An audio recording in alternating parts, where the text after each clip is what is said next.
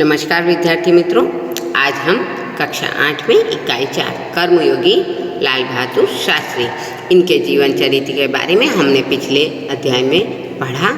अब हम यहाँ चलते हैं, एक बार पुनरावर्तन करते हैं कि शास्त्री जी को डॉक्टर शंकर दयाल शर्मा की दृष्टि से देखा जाए तो उन्होंने उन्हें निष्काम कर्मयोगी कहा है। निष्काम कर्मयोगी यानी बिना किसी फल की चेष्टा किए या बिना किसी फल की आशा किए अपने कार्य को लगातार करते रहना। शास्त्री जी सही अर्थों में निष्काम कर्मयोगी ही थे। वह अपने पूरे जीवन साधारण परिवेश में ही रहे। उनकी सादगी ही उनके व्यक्तित्व का आकर्षण थी। इसके लिए बाइबल की एक पंक्ति भी बिल्कुल सही जान पड़ती है कि उनकी विनम्रता ही उन्हें इस संसार में सर्वोपरि बनाती है कि विनम्र लोग ही पृथ्वी के वारिस होंगे। तो बाइबल की इस कथन को शास्त्री जी के ऊपर पूरा चरितार्थ किया जाता है। शास्त्री जी जीवन भर साधारण रहे। उन्होंने प्रधानमंत्री जैसे पद पर पहुंचकर भी अपने आप को कभी भी सर्वोच्च नहीं माना। शास्त्री जी ने हमारे देश के स्वतंत्रता संग्राम में तब प्रवेश किया था जब वे एक स्कूल में विद्यार्थी थे। उस समय उनकी उम्र 17 वर्ष की थी। गांधी जी के आह्वान पर वे स्कूल छोड़कर बाहर आ गए। आह्वान यानी एक साथ बुलाने का संदेश। तो गांधी जी ने जब देशवासियों को आज़ादी के लिए बुलाया तो वे भी स्कूल छोड़कर बाहर आ गए। इसके बाद काशी विद्यापीठ में उन्होंने अपनी शिक्षा पूरी की। उनका मन हमेशा देश की आज़ादी और सामाजिक कार्यों में ही लगा रहा और इसका परिणाम ये हुआ कि सन 1926 में वे लोक सेवा मंडल में शामिल हो गए और जीवन भर लोक सेवा मंडल के सदस्य रहे।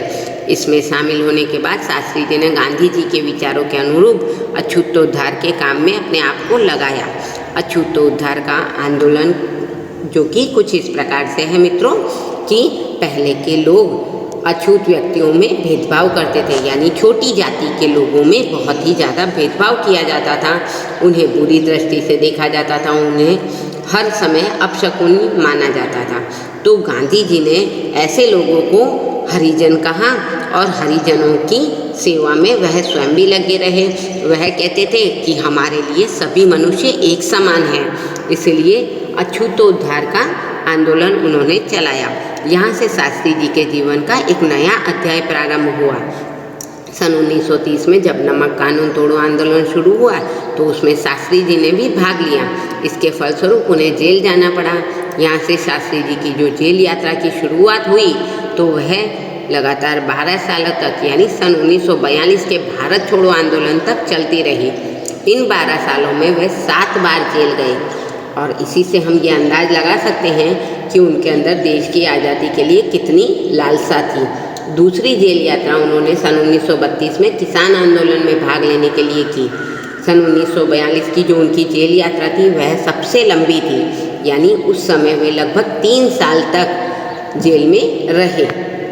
इस दौरान शास्त्री जी की जहां एक और गांधी जी द्वारा बनाए रचनात्मक कार्यों में लगे हुए थे, वहीं दूसरी ओर पदाधिकारी के रूप में जनसेवा के कार्यों में भी लगे रहे।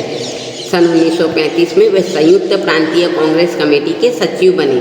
इस पद पर वे 1938 तक रहे। किसानों के प्रति उनके मन में विशेष लगाव था, इसीलिए उनको सन 1936 में किसानों की दशा का अध्ययन करने वाली कमेटी का अध्यक्ष बना दिया। पूरी लगन के साथ काम करके उन्होंने अपनी रिपोर्ट प्रस्तुत की, जिसमें जमींदारी उन्मूलन पर विशेष जोर दिया। जमींदारी यानी जमींदार लोग, उन्मूलन यानी दूर करना। जमींदार लोग किसानों की मदद के नाम पर उन्हें पैसे देते थे, लेकिन उनसे किसी खाली पेज पर दस्तखत या हस्ताक्षर करवा लेते थे, जिससे समय पर पैसा न मिलने पर जमींदार लोग उन किसानों की बड़ी चालाकी से जमीन हड़प लेते थे।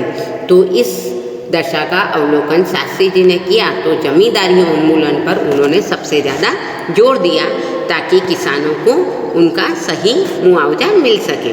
इसके बाद 6 वर्षों तक वे इलाहाबाद की नगर पालिका में किसी न किसी रूप में जुड़े रहे। मैं समझता हूँ कि इस अनुभव ने भी शास्त्री जी के व्यक्तित्व और चिंतन को नागरिकों की समस्याओं से निकट से परिचित कराया। उनके पास ग्रामीण जीवन का भी अनुभव था। अब इसके साथ ही इलाहाबाद नगर पालिका ने जनसेवा का अनुभव भी जोड़ दिया। तो लोकतंत्र की इस आधारभूत इकाई में कार्य करने के कारण वे देश की छोटी छोटी समस्याओं और उनके निराकरण की व्यवहारिक प्रक्रिया से अच्छी तरह परिचित हो गए थे। काम के प्रति उनकी निष्ठा, मेहनत करने की अदम्य क्षमता, इन सब के कारण 1937 में वे संयुक्त प्रांतीय व्यवस्थापिका सभा के लिए निर्वाचित हुए। सही मायनों में यहीं से शास्त्री जी के संसदीय जीवन की शुरुआत हुई थी और इसका समापन देश के प्रधानमंत्री पद तक पहुंचने में हुआ। शास्त्री जी को भारतीय राजनीति की इतनी सही और गहरी पकड़ थी कि इंदिरा गांधी तो उन्हें अपना राजनीतिक गुरु मानती थी। वह कहती थी कि उन्हीं के मार्गदर्शन में मेरा राजनीतिक जीवन शुरू हुआ है। देश की आज़ादी के बाद उत्तर प्रदेश तथा केंद्र सरकार में शास्त्री जी अलग अलग पदों पर रहे। उत्तर प्रदेश में तो उन्हें गृह मंत्री बनाया गया। बाद में पंडित नेहरू के कहने पर अनुरोध यानी विनम्रता से प्रार्थना वे केंद्र में आ गए। केंद्र में उन्होंने रेल और परिवहन, संचार, वाणिज्य, उद्योग, गृह मंत्रालय ऐसे महत्वपूर्ण मंत्रालयों में मंत्री पद भी संभाला।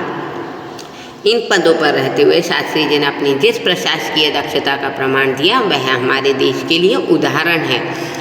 अपने मंत्रालयों के कार्यों में उनका दृष्टिकोण अत्यंत व्यवहारिक था, सभी प्रकार की औपचारिकताओं से परे था। वे कभी भी अपने को पद के कारण ऊंचा नहीं मानते थे। उनकी यही धारणा थी कि जनता का शासक नहीं हूँ मैं, बल्कि मैं जनता का सेवक हूँ। इसी भावना से वह काम करते थे और इसी कारण उन्हें अपने मंत्रालय में इतनी लोकप्रियता मिली और साथ ही साथ पूरे देश में भी लोकप्रियता मिली। और इस लोकप्रियता का ये परिणाम हुआ कि जब पंडित जवाहरलाल नेहरू की मृत्यु हुई तो देश ने तुरंत उन्हें प्रधानमंत्री के रूप में स्वीकार कर लिया। इस महत्वपूर्ण पद पर रहते हुए केवल 19 महीने के छोटे से समय में उन्होंने जितनी सफलताएं और लोकप्रियता प्राप्त की वह एक अद्भुत उदाहरण है। शास्त्री जी के सामने अपना उद्देश्य बिल्कुल स्पष्ट था, उसमें किसी प्रकार का कोई धुंधलापन या भटकाव नहीं था। वे हमारे देश में अत्यंत महत्वपूर्ण पदों पर रहे और इन पदों पर रहते हुए वे अधिकार संपन्न भी थे, लेकिन हमेशा उन्होंने आत्मसंयम से काम लिया। आत्मसंयम यानी अपनी आत्मा पर अपना कंट्रोल, यानी हम अपनी आत्मा पर संयम रख सकते हैं। उन्होंने अधिकारों से ज़्यादा कर्तव्यों को तरजीह दी। मित्रों, आपको पता है कि भारत सरकार द्वारा संविधान के द्वारा हमें 7 अधिकार और 10 कर्तव्य दिए गए हैं, तो शास्त्री जी ने अधिकारों की जगह कर्तव्यों को ज़्यादा महत्व दिया। तरजीह यानी महत्व। शायद इसीलिए शास्त्री जी इतने लोकप्रिय हो सके। उन्होंने अलीगढ़ मुस्लिम विश्वविद्यालय के दीक्षांत समारोह में 19 दिसंबर 1964 को छात्रों को ये भी कहा था कि आपके भविष्य की मंजिल चाहे जो कुछ भी हो, आप में से प्रत्येक को ये सोचना चाहिए कि आप सबसे पहले इस देश के नागरिक हैं। यह आपको संविधान के द्वारा कुछ अधिकार दिए गए हैं और इसके अलावा कुछ कर्तव्यों का बोझ भी है। इसे आपको समझना चाहिए। हमारा देश प्रजातांत्रिक है, यह हमें निजी स्वतंत्रता देता है, लेकिन इस स्वतंत्रता का उपयोग एक व्यवस्थित समाज के हित में स्वेच्छा से लगाए गए प्रतिबंधों के अनुसार ही होना चाहिए। अधिकार, कर्तव्य और आत्मसंयम, इनके बारे में यह महत्वपूर्ण बात शास्त्री जी ने कही थी और जिसे आज देश के हर नागरिक को याद रखने की और अमल में लाने की ज़रूरत है। अब मित्रों, हम इस पाठ के शब्दार्थ देखते हैं। दायित्व यानी जिम्मेदारी, निष्काम यानी बिना फल की अपेक्षा, समर्पण यानी सौंपना, समन्वय यानी संयोग, निहित यानी अंतर्गत, आस्था यानी श्रद्धा, विरासत यानी उत्तराधिकार, आह्वान यानी ललकार, उन्मूलन यानी जड़मूल से नष्ट करना, दक्षता यानी निपुणता, तरजीह यानी प्रधानता, प्रदत्त यानी दिया हुआ, निर्वाचित यानी चुना हुआ, दीक्षांत समारोह यानी विश्वविद्यालय का प्रमाण पत्र देने का उत्सव। तो मित्रों, आज हमने कर्मयोगी लाल बहादुर शास्त्री जी के जीवन दर्शन को पढ़ा, समझा। नमस्कार।